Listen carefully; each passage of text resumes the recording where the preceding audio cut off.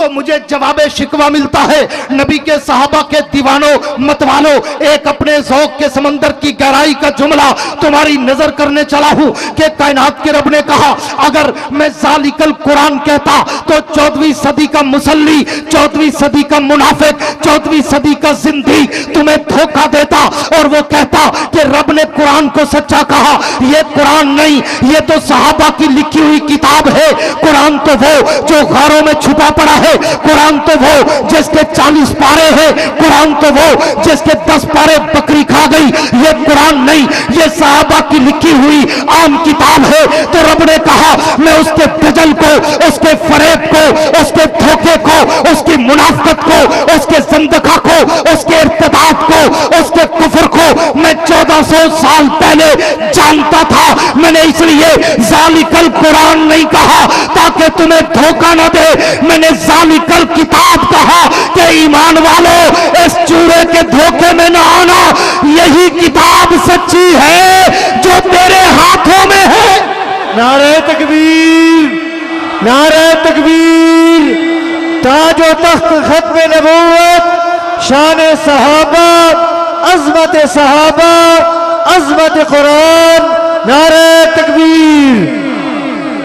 ذالک الکتاب لا ریب فیہ، علماء بیٹھے ہیں، ذالک اس میں اشارہ ہے، فرمایا یہ کتاب سچی ہے جو تو پڑھ رہا ہے، تاکہ کوئی کالا کھٹمل تمہیں دھوکہ نہ دے سکے، کوئی زندیق مرتد تمہیں دھوکہ نہ دے سکے کہ اللہ نے تو ذالک القرآن لا ریب فیہ کہا۔ تو قرآن کو تو ہم بھی مانتے ہیں، وہ تو جب امام آئے گا لائے گا تو ہم مانیں گے نا، ابھی تو غار میں چھپا پڑا ہے۔ اللہ نے کہا نہیں، میں تیرے دجل کو 1400 سال پہلے جانتا تھا، میں نے اس لیے ہر جگہ قرآن کہا، یہاں کتاب کہا، میں نے قرآن نہیں کہا تاکہ تو امت کو دھوکہ نہ دے سکے۔ اللہ نے کہا ذالک الکتاب، یہ کتاب سچی ہے جو تو پڑھ رہا ہے۔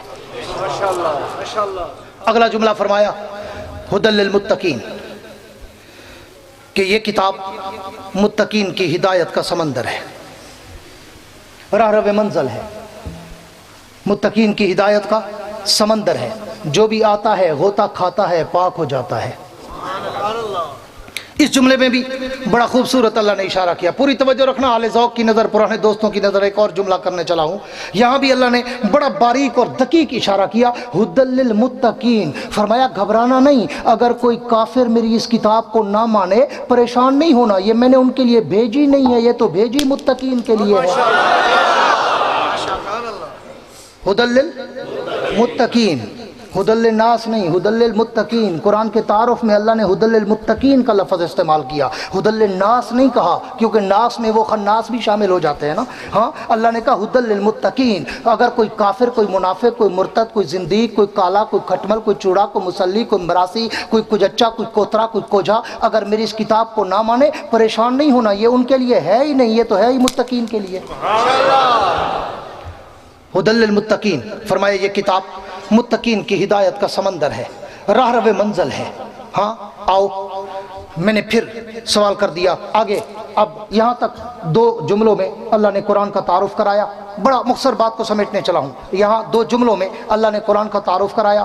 آگے علماء بیٹھے، مولانا تعالیٰ صاحب ماشاءاللہ باقاعدہ درس قرآن دیتے ہیں، اللہ ان کی محنت کو دوام بخشے اور سلامت رکھے اور ہر شر سے اللہ حفاظت فرمائے، بڑی محنت کر رہے ہیں علاقے میں تمام علماء، الحمدللہ دل خوش ہوتا ہے آپ کے پورے ان علاقوں میں آ کر۔ یہ ابھی جھاٹلا کانفرنس کا اعلان ہو رہا تھا، وہ بھی بیچارے 2-3 مہینے سے میرے پیچھے لگے رہے کہ جی ہمیں جھاٹلا کے لیے رات کا وقت چاہیے، لیکن افسوس کہ میں 9 نومبر پہلے سے دے چکا تھا، دن بھی رات بھی ڈی جی خان اور راجن پور ان علاقوں میں، تو مجھے چکوال مرکز سے بھی بار فون آتے رہے، میں نہیں دے سکا۔ کافی عرصے سے وہ بیچارے کوشش میں ہیں کہ وہ مرکزی کانفرنس ہے، کبھی آپ ٹائم دیں، لیکن انشاءاللہ کبھی نہ کبھی ضرور آؤں گا میں انشاءاللہ۔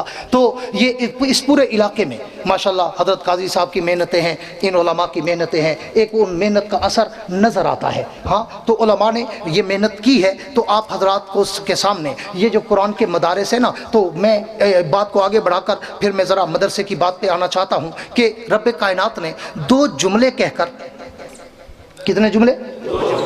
2 جملے کہہ کر اللہ نے قرآن کا تعارف سٹاپ کر دیا۔